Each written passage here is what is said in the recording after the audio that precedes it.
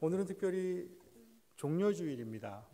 찬양대, 악대 찬양도 고난에 관련된 찬양을 이미 하여서 아시겠지만 많은 절기 가운데 어찌 보면 유독 똑같은 성경의 말씀이지만요, 유독 종려주일만큼 어떤 목회자의 목회 철학이라든지 교회 관점, 어떤 교회를 생각하는 교회력에 대한 관점에 따라서 그 종려주일 색깔이 굉장히 틀려지게 되는 그러한 경우들을 보게 됩니다.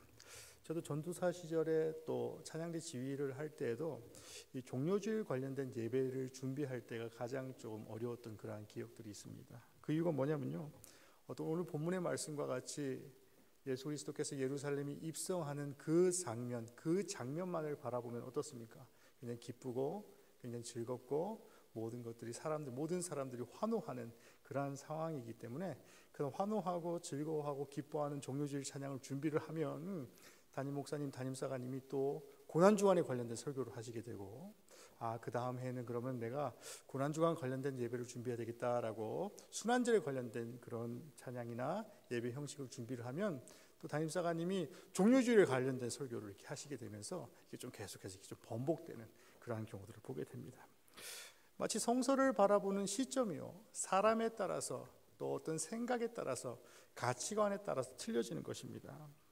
이런 마치 중학교 시절에 고등학교 시절에 우리가 영어 공부를 할 때 영문법을 배우면서 어떤 시제에 관련된 공부를 하는 것과 마찬가지인 것 같아요. 제가 얼굴을 보시면 공부를 굉장히 잘하게 생겼지만 공부를 그렇게 열심히 하지는 않았던 것 같아요. 하지만요, 그 영어 공부를 하면서 어떻습니까? 한국어 문법에는 과거와 현재 그리고 미래 세 가지 그런 방법밖에 없죠. 과거 했었다, 현재는 하고 있다, 미래는 할 것이다 라는 그 세 가지 용법밖에 없는데요, 영어에서는 굉장히 많은 용법들이 등장합니다. 대과거도 있고요, 과거도 있고요, 현재도 있고요, 미래도 있습니다. 거기서 끝나는 것이 아니라 미래 완료도 있고요, 과거 완료도 있고, 현재 완료, 어떤 완료된 과거에 대한 이야기, 또 완료될 것이라는 미래에 대한 이야기들을 영어로 표현해야 되는, 문법으로 표현해야 되는 그러한 것들을 보게 됩니다.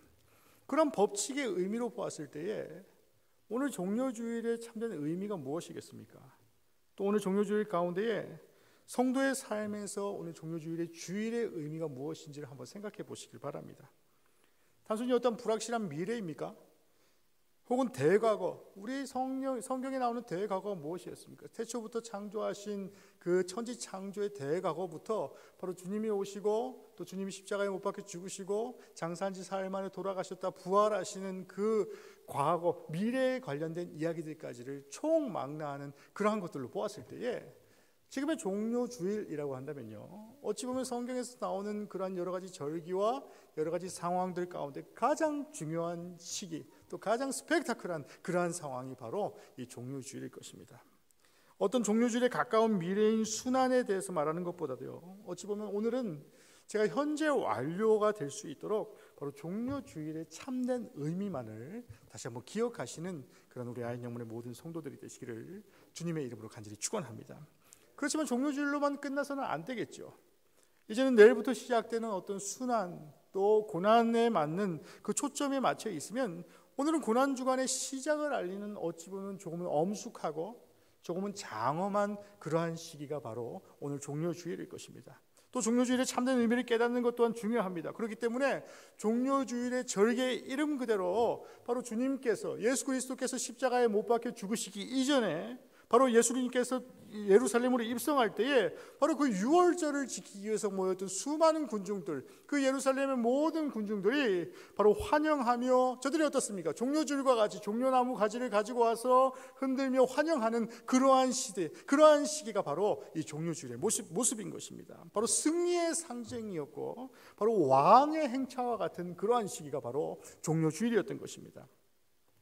하지만 또 다시 시제로 돌아가서 우리가 어떤 미래를 보게 되면, 가까운 미래의 종려주일 이후의 사건들을 우리는 이미 다 알고 있기 때문에요, 미래의 시제로 보게 되면 어떻습니까? 가까운 내일부터 절기, 고난주간이 시작되고 바로 순환주간이 시작되기 때문에 그 의미를 알기 때문에 오늘을 시작으로 한 주간 보낼 고난주간 혹은 순환주간 그 기간을 우리가 어떠한 마음으로 보내야 할지에 대해서 스스로를 다짐하고 성도 스스로가 나 자신에게 나에게 임하는 고난주간이 과연 어떠한 주간이고 바로 나에게 성령님께서 말씀하시는 바로 그 고난의 의미가 무엇인지를 바로 깨닫는 시기가 바로 종려주일의 참된 의미인 것입니다.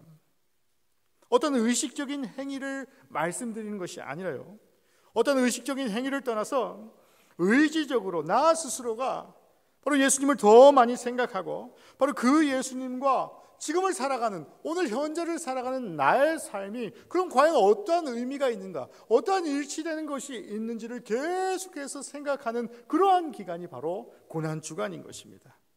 그래서 예수님과 나의 삶이 무슨 관계가 있는가를 많이 묵상하는 그러한 기간이 바로 고난주간인 것입니다.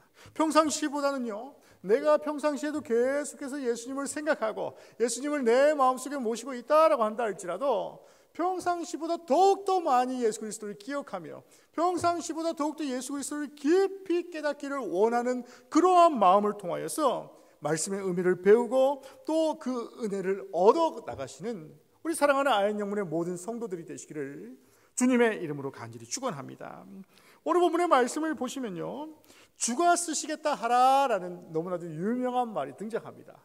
주가 쓰시겠다 하라라는 그런 명령을 받을 때 그 명령을 하는 사람이나 그 명령을 받는 사람이나 얼마나 마음이 벅차겠습니까? 주가 쓰시겠다라고 하는데, 예수 그리스도께서 쓰시겠다라고 하는데 내가 쓰임 받기만 하면 너무나도 감사한 그런 존재입니다라고 그런 고백이 절로 나오는 그런 말씀이죠. 아마도 이 시간이야말로 예수님께서 이 땅에 사셨던 전체 시간 가운데에 예수님께서 가장 영광스러운 시간을 보내고 계셨을 것입니다.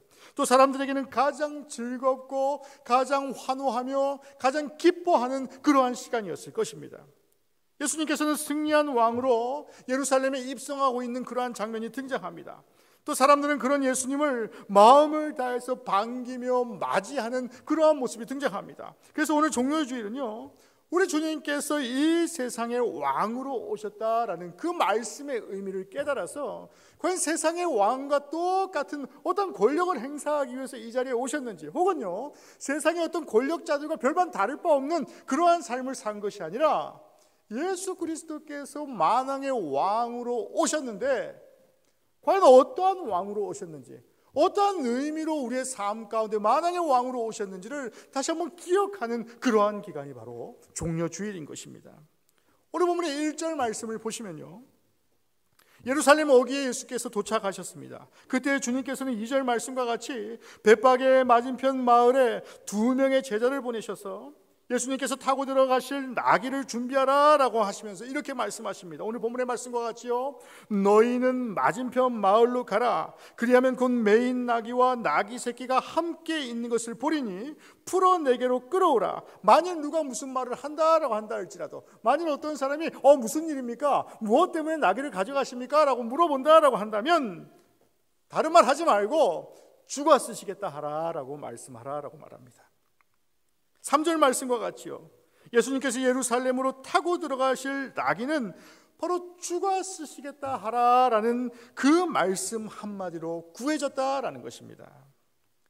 오늘 본문의 제목과 같이 주가 쓰시겠다 하라라는 그 문장만을 딱 끊어서 보면요, 많은 분들이 주가 쓰시겠다 하라라는 말씀을 굉장히 많이 사용하는 그런 경우들도 보게 됩니다. 예전에 어떤 기업들, 기독교 기업 가운데도 그 기업의 모토를 주가 쓰시겠다 하라라는 그런 기업의 모토를 본 것도 있는 것 같아요. 뭐 기도 가운데에, 권면 가운데에, 혹은 말씀 가운데에 어떤 순종이나 헌신을 요구할 때에 이 본문의 말씀을 많이 인용하고 합니다. 주가 쓰시겠다, 주가 쓰시겠다 하라. 혹은요, 그 어떤 특정인이 순종하는 마음이나 어떤 헌신하는 마음이 조금 줄어들 때에도 어떻습니까? 주가 쓰시겠다고 하는데 라고 뭔가 엄포를 놓게 되는 그러한 일들로 많이 사용하곤 합니다.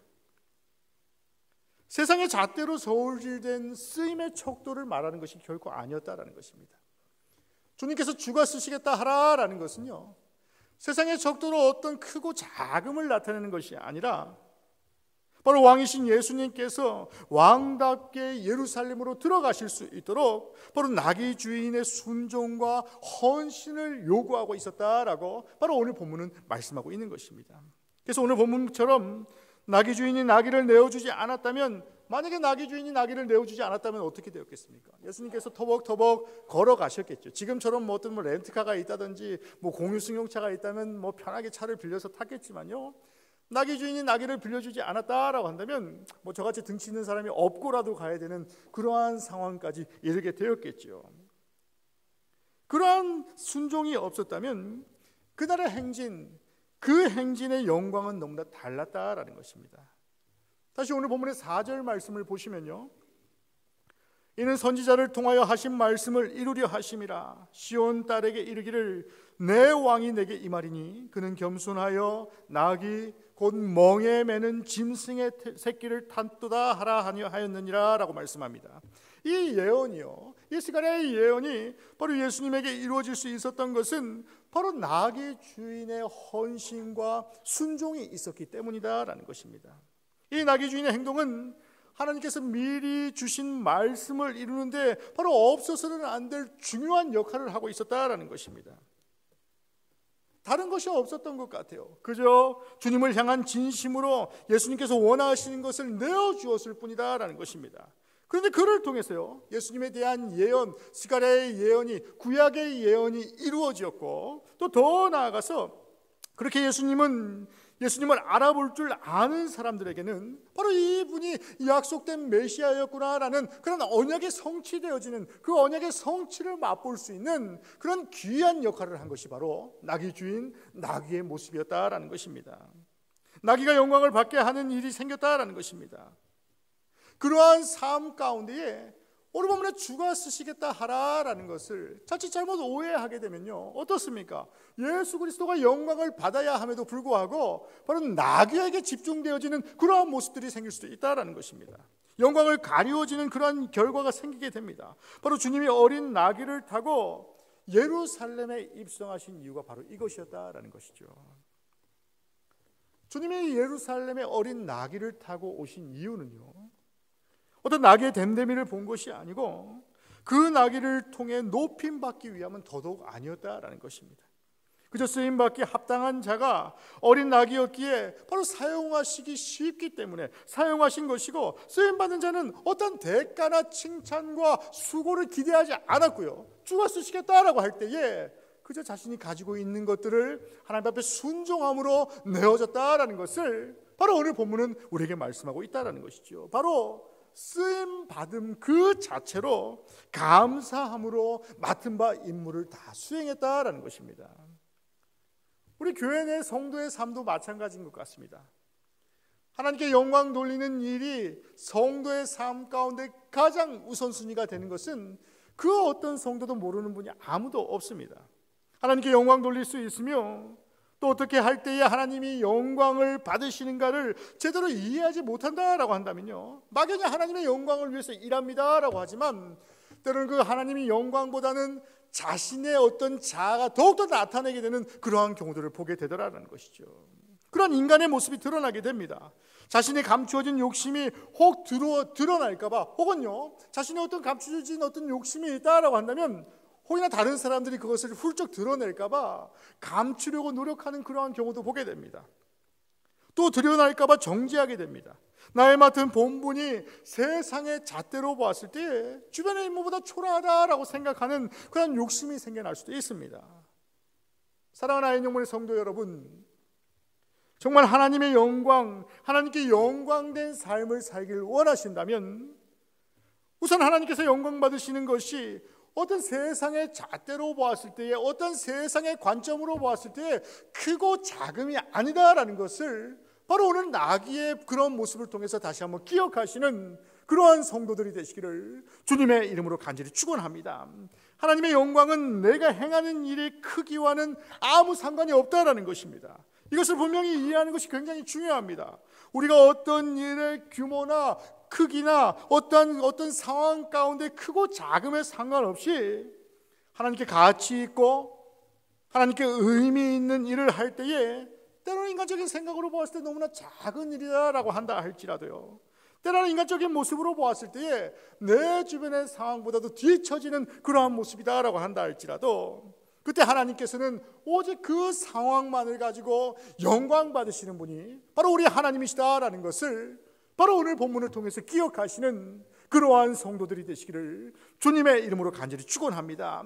세상의 잣대로 보았을 때 하찮게 보인다라고 한다 할지라도, 세상의 잣대로 보았을 때 바로 어린 나귀와 같은 그런 하찮은 존재다라고 한다 할지라도, 주가 쓰시겠다라고 한다면 그 하찮은 존재를 하나님께서는 사용하시고, 세상의 관점으로 보았을 때에 너무나 하찮은 그런 존재가 아니라 바로 귀하게, 더없이 귀하게 사용하신다라는 것을 바로 오늘 본문을 통해서 기억하시는 그러한 성도들이 되시기를 주님의 이름으로 간절히 축원합니다.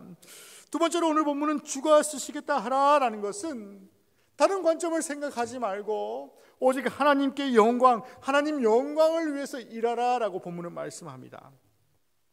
두 번째로 우리는 하나님의 영광은 내가 하는 일을 통해서 내가 드러나는 것이 아니라 오직 하나님이 드러나는 그러한 일을 하라라고 말씀합니다. 하나님의 기쁨을 위해 살고 싶어하는 나의 작은 부분이 있다라고 할 때에, 때로는 나의 모르는 부분을 통해서 하나님께서 직접 드러나시기를 원한다라고 할 때에 바로 나의 영광이 드러나지 아니한 그러한 성도가 되라라고 본문은 말씀합니다.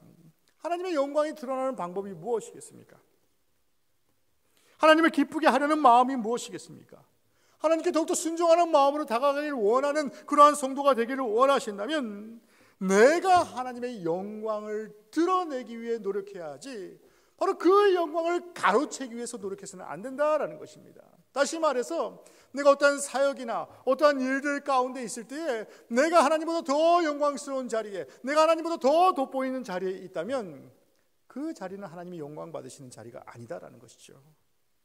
그저 기쁘게 자원하여 내어드렸던 그런 나귀 새끼와 같이요, 이 사람에게는 어떤 거창한 생각도 없었습니다. 그럼에도 불구하고 이 사람의 작은 섬김이 바로 가장 예수 그리스도의 영광된 자리에 존재하였던 것과 같이, 바로 작고 너무나 초라한 그러한 상황 가운데 있다 할지라도 오직 하나님이 쓰시겠다라고 한다면 그 영광 가리지 아니하도록 바로 나의 자아를 더욱더 낮추고 더욱더 겸손함으로 주님 앞에 나아가는 그러한 성도를 바로 주님께서는 쓰신다라는 것을 바로 오늘 본문은 우리에게 말씀하고 있다라는 것이죠. 그럼에도 불구하고 이 작은 섬김은 마치 예수님의 발에 향유를 부었던 여인의 행동처럼 예수님의 영광을 가장 크게 빛내는 역할을 하게 되었다라는 것입니다. 다시 오늘 본문으로 다시 돌아가시면요, 이제 예수님은 예루살렘으로 들어가십니다.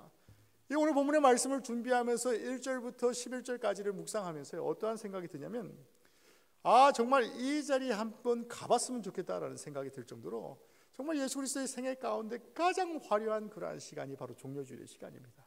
우리 성도님들도 제가 이제부터 1절부터 7절부터 가장 1절부터 11절 가운데 7절부터 11절 가장 화려한 부분들을 제가 설명을 드릴 테니까요, 한번 마음속으로 내가 그 자리에 있다라고 생각하시고 한번 상상해 보시기 바랍니다. 눈은 감지 마시기 바랍니다. 눈 감으면 졸리시니까요, 눈은 감지 마시고 눈을 크게 뜨시고 한번 상상해 보시기 바랍니다. 7절 말씀을 보시면요, 제자들은 자기 겉옷을 벗어서 안장을 만들어 드리는 장면이 등장합니다. 8절 말씀을 보시면요, 옷이 모자라니까 이제는 나무가지를 베어서 길 위에 깔기도 합니다. 왕이 행차하는 것 같이, 개선 장군이 행차하는 것 같이요, 바로 왕이 행차하는 카페트를 깔아드린 것과 같이 바로 손에는 어떠합니까? 종려주일에 맞게 종려나무 가지를 바로 베어서 흔들고 힘껏 흔들어내는 장면이 등장합니다. 9절 말씀을 보시면요, 무리가 저절로 환호가 터져 나옵니다.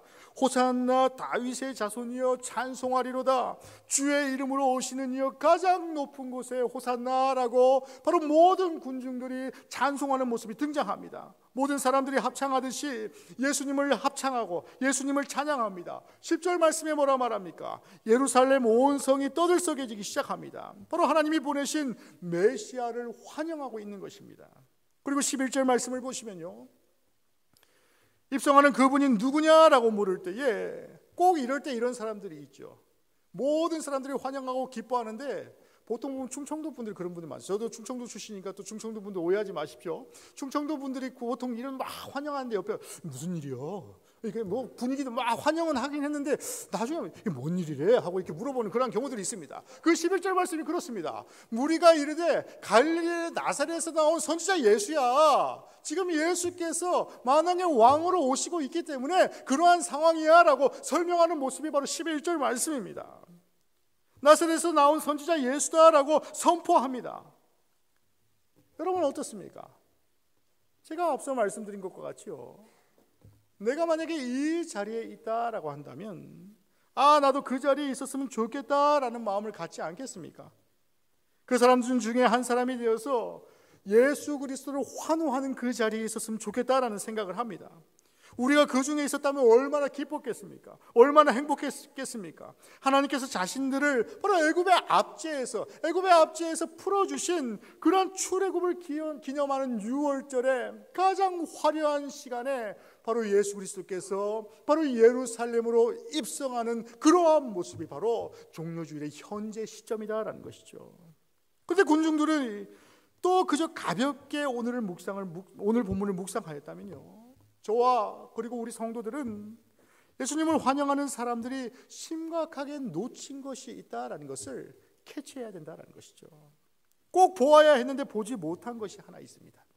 그것은 바로 예수님께서 타신 나귀, 그것도 아직 다 크지 않은 나귀 새끼였다라는 것입니다.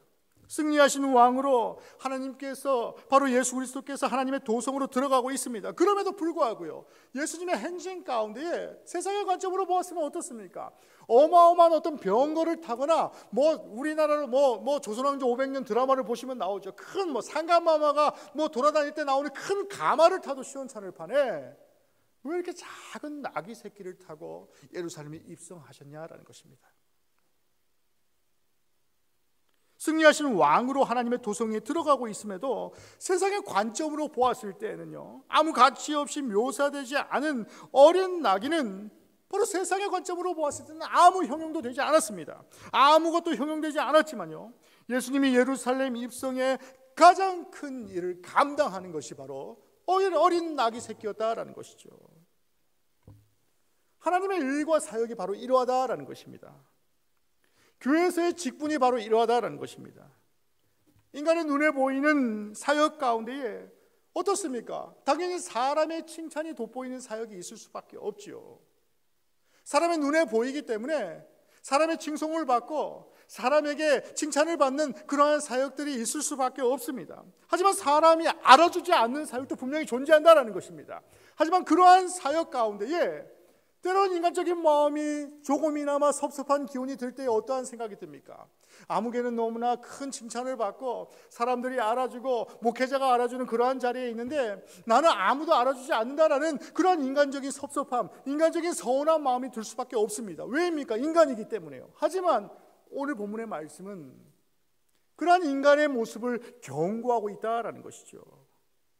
사람이 알아주지 않는 사역으로 인해서 혹이나 인간적인 서운함 가운데 고민하는 성도가 계십니까? 결국 예수께서 가장 귀히 쓴 어린 나귀의 입성을 묘사함에도 나와 있지만 예수님의 가장 지천에서 주님을 보필하고 귀하게 쓰임 받은 것이 바로 어린 나귀의 모습이었다라는 것입니다.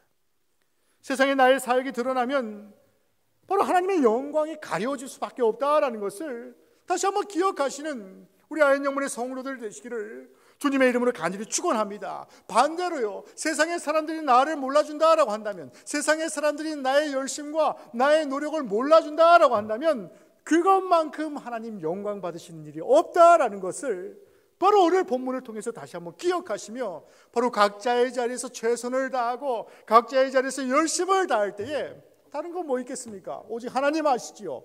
하나님 그 마음 아십니다라는 그러한 고백으로 주님 앞에 승리하시는 우리 사랑하는 아현영문의 모든 성도들이 되시기를 주님의 이름으로 간절히 축원합니다. 세 번째로 주가 쓰시겠다 하라라는 것은요, 바로 겸손한 자를 쓰신다라고 오늘 본문은 우리에게 말씀합니다. 사람들이 생각하는 왕은 오늘 본문에 나오는 예수 그리스도의 모습과는 너무나 달랐을 것입니다. 사람들이 위대하고 강력한 왕을 기대했습니다. 또 오늘 본문의 제목과 같이 주가 쓰시겠다 하라라고 하면 뭔가 거창하고 뭔가 대단한 일만을 할 때에 거목으로만 사용하실 때나라는 것을 상상할 수 있습니다. 모세처럼 이스라엘을 로마의 압제하에서 해방시켜 준다든지요, 또 다윗 시대에 그런 영광을 다시 찾아준다든지, 또 이스라엘을 세계 최고의 나라로 만들어줄 그러한 메시아를 기대했을 수도 있다는 것입니다. 하지만 주님은 그러하지 않았다는 것이죠. 결코 이 세상에 그런 왕으로, 그런 메시아로 오신 분이 아니다라는 것입니다. 하나님은 마태를 통해서 예수님의 이런 예루살렘 입성이 스가랴서 말씀의 성취다라고 알려주십니다. 그래서 우리는 우리의 왕이시고 우리의 메시아이신 예수님이 과연 어떠한 왕이시고 어떠한 구원자이심을 알려면 바로 그 말씀을 통해서 과연 언약이 성취되었음을 기억하는 그러한 성도가 되는 것이 중요하다는 것이죠. 스가랴 9장 9절과 10절 말씀이 이렇게 기록하고 있습니다. 시온에 따라 크게 기뻐할지어다.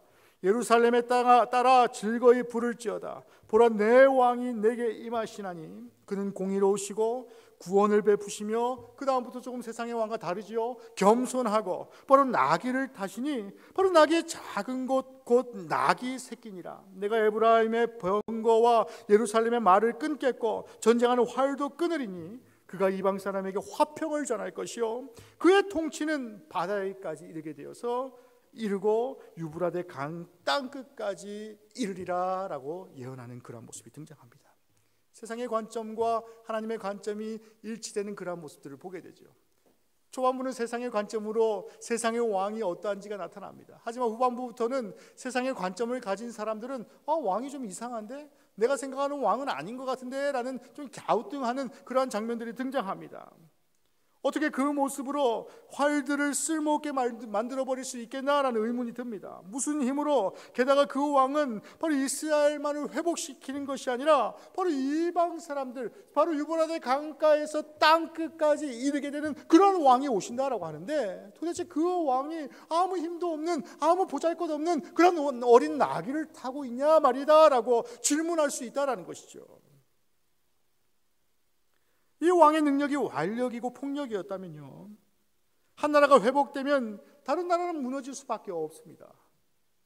한 나라가 평강을 누리면 다른 나라는 평강을 잃어버린 것과 같은 어떤 세상의 왕을 하나님께서는 말씀하신 것이 아니다라는 것이죠.